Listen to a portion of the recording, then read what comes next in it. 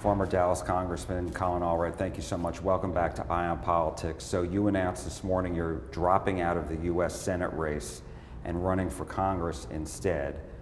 How difficult a decision was this for you and your family? Yeah, well, it was a difficult one. We put a lot into this Senate race, and also there were a lot of folks that I met along the way who, put their faith in me and their trust in me and told me their personal stories, within a minute of meeting me.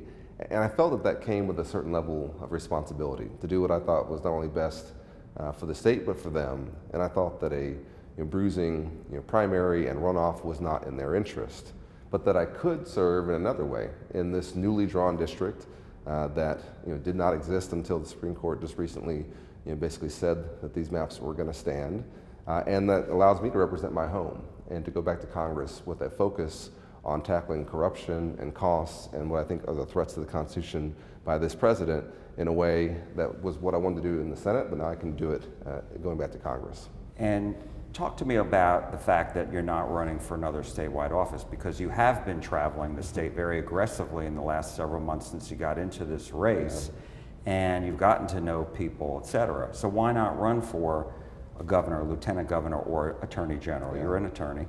Yeah, I really believe this is the way I can serve. And I thought about this prayerfully. My wife and I talked about what would be the best use of whatever talents I have and whatever experience I have. And I think it's to take my experience of already working in the Obama administration, serving in Congress, having that federal experience, and using that to be effective from day one. And I will be a much stronger voice and a much more directed voice than I even was in my first 6 years in Congress, where we got a lot of great things done and that I'm very proud of. What does that mean? Yeah, I think I'm coming into this knowing what this moment means, but also having talked to so many people around the state and understanding where we are and what our challenges are, but also what our opportunities are.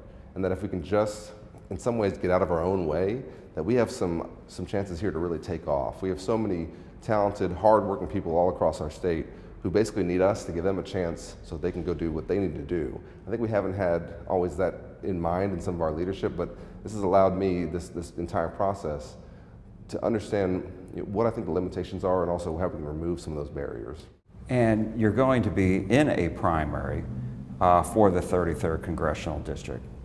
Is that going to be a bruising fight against Congresswoman Julie Johnson, who also wants to stay in Congress? Well, I think this is part of the result of Donald Trump and the Supreme Court successfully gerrymandering our state and forcing some of these races. But what I will do in this election is running here in my home.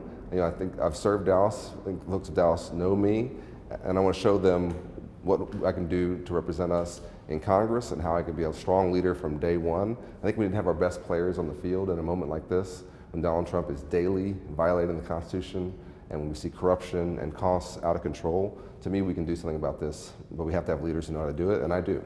Last question, and that is, it's been reported that Congresswoman Crockett asked you to drop out of the race. Did that have anything to do with your decision?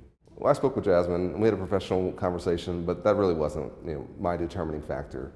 What I really did want to do, though, was to think about what I thought was best for the state, and if I thought how I could best serve in this moment. And to me, that meant, let's look at this from a perspective of, well, maybe this is an opportunity to go into Congress with a strong voice, to be a strong representative for us here in Dallas, and to make sure that we don't have a bruising primary and runoff that will not allow the Democratic Party as a whole in the entire state to be unified going to November. That was a real concern of mine. Colin Allred, thank you so much. Thanks, Jack. We appreciate it.